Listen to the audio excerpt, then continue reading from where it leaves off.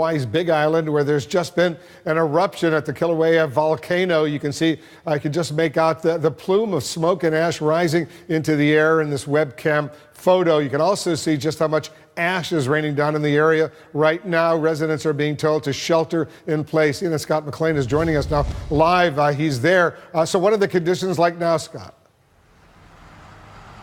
Yeah, well, so I think people here in the volcano area, the town here is actually called Volcano, have actually dodged a bit of a bullet because the rain is coming down fairly heavily, which is dissipating some of that ash and putting it down on the ground and diluting it a lot faster. But you can see there from those images, those early webcam images, just how much debris is raining down in this area. They said that this would blanket the area with ash. It's blowing sort of more toward the northeast, but they said the plume itself could reach as far as Hilo, which is an hour plus away from where we are. Now, we are on the edge of the Hawaii Volcanoes National Park entrance, and the reason we're not going any further is because authorities actually aren't letting us stop anywhere for the next 10 miles because it's simply too close to that main crater that is giving off those eruptions. I can tell you right now that there are some air quality issues for sure.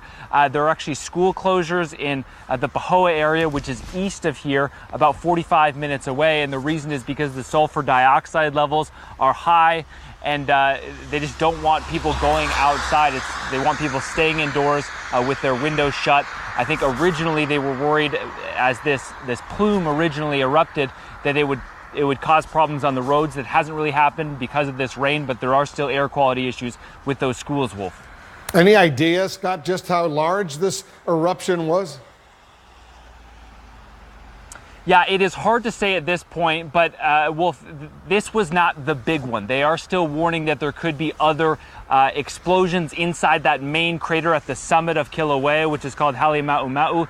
And if that happens, they're warning of ballistic projectiles, which in other words are flying rocks. There were pictures put out yesterday of rocks that were some 2 feet wide, covered in a 1/4 inch of ash. And obviously a rock that big can do a heck of a lot of damage.